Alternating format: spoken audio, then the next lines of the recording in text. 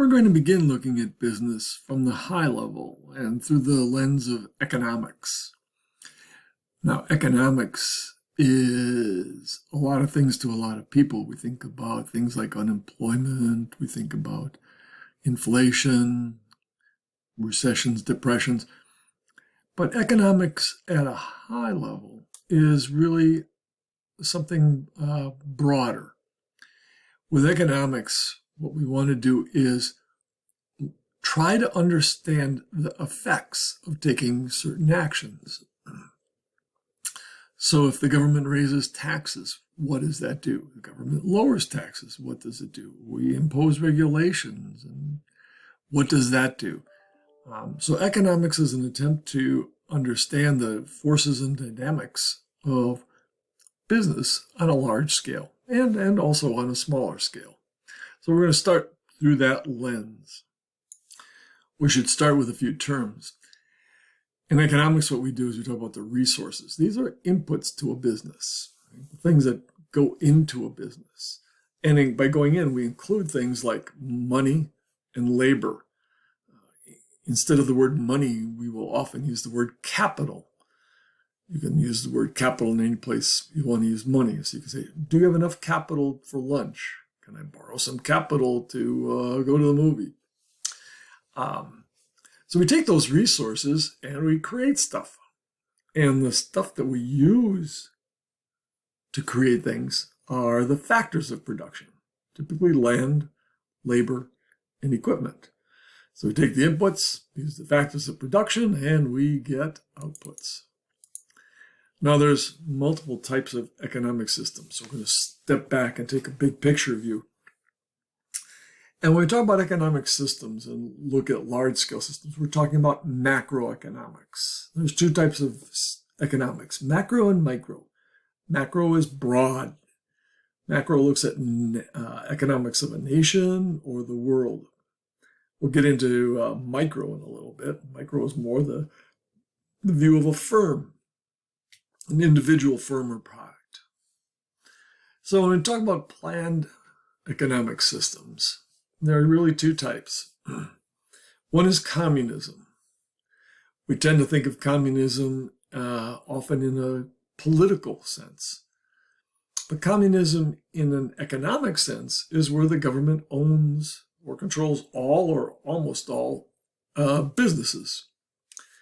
Cuba, until recently, was a nation where all businesses, every barber shop, every bodega, every little shop was owned by the government.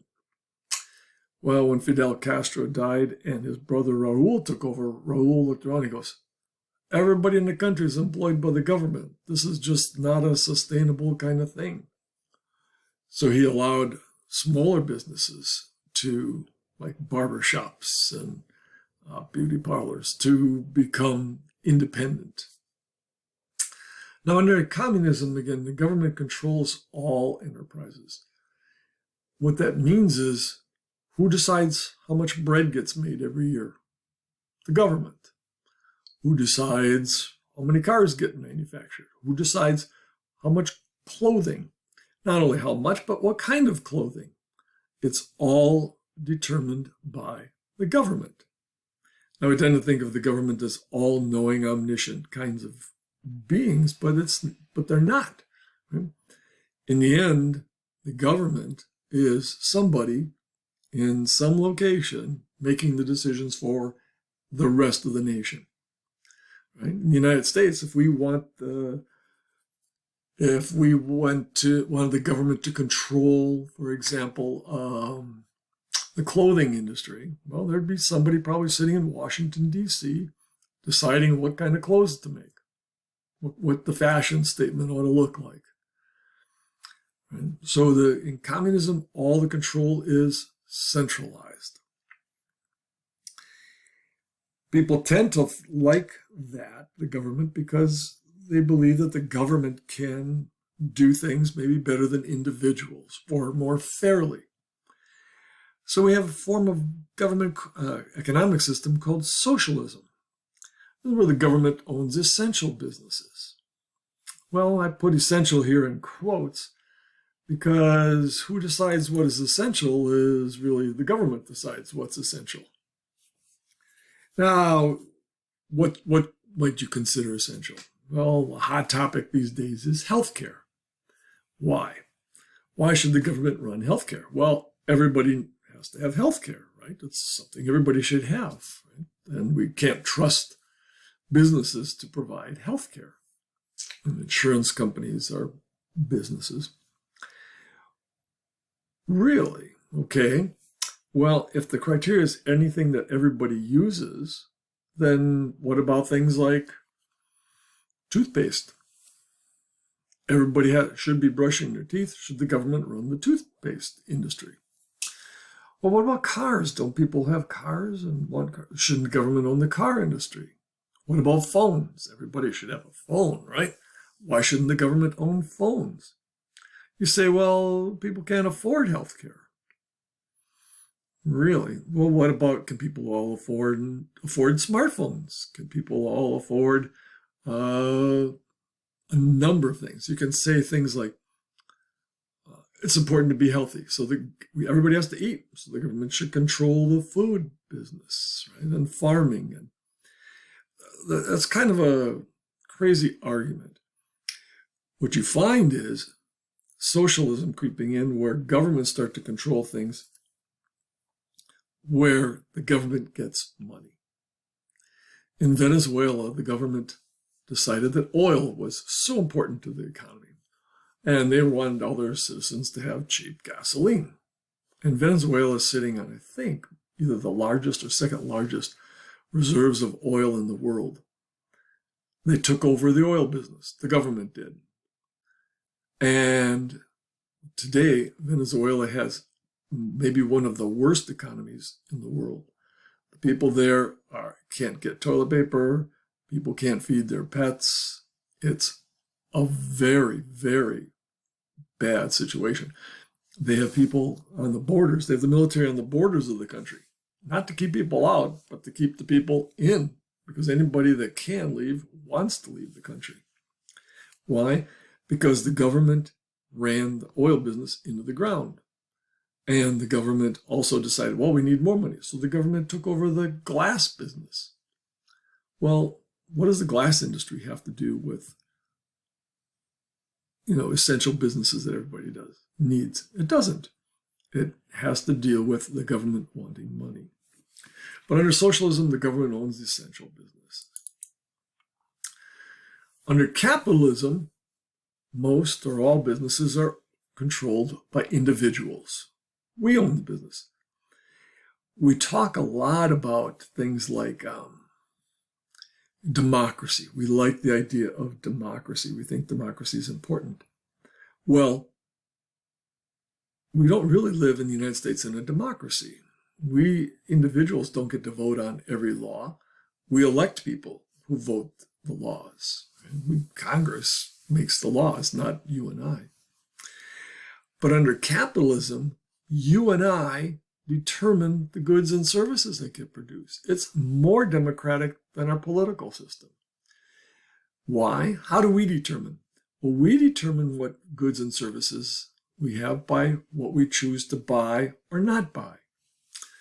Adam Smith, in his book, The Wealth of Nations, coined the term the invisible hand. That's the force of, in the United States, 330 million people voting on what we want and what we don't want. We didn't want Circuit City, so it went out of business. We didn't want Blockbuster, so it went out of business. We didn't want Forever 21, so it went out of business. Right? We vote with our dollars. We do want Apple phones. We do want smartwatches. We do want Nike shoes. So we do have those things because we're voting with our dollars for the things we want. We get the kinds of cereal, the kinds of bread, the kinds of cars. Right? People can say, oh yeah, we should have, everybody should drive small electric cars. Well, maybe that's what the government might do, but that's not how we vote with our dollars. The number one selling vehicle in the United States is the Ford F-150 pickup. The electric car, the Volt from Chevy was a disaster. People didn't want those cars. We vote with our dollars. You and I and everybody in this country vote in any capitalism, vote for the things we want. We can call that private enterprise, where people own the business. Public enterprise is where the government would own the business. So private enterprise, I talked about Adam Smith and his Wealth of Nations. The idea is that individually we act in our own self-interest and we create and get the things that we want. It's kind of amazing, right? It's not one person picking out what kind of bread we get or what kind of cereal or what kind of hamburgers or veggie burgers we get. It's all of us deciding what we want. And that's the idea behind private enterprise. And I said public enterprise is when the government owns the business. And then we can also have mixed economies where you have both private and government ownership. In the United States, the government owns two major businesses. The passenger railway system, Amtrak, and the government also runs the post office. In other businesses, it used to be the government used to run the telephone system, but no need now. It's easy for people to have competition. And that's a whole nother topic and worth discussion of what businesses should the government own. Talked a little bit about that under the socialism piece, right? Just because it's important and everybody needs it is not a good reason for the government to control it. All right, we'll pick up here in the next video.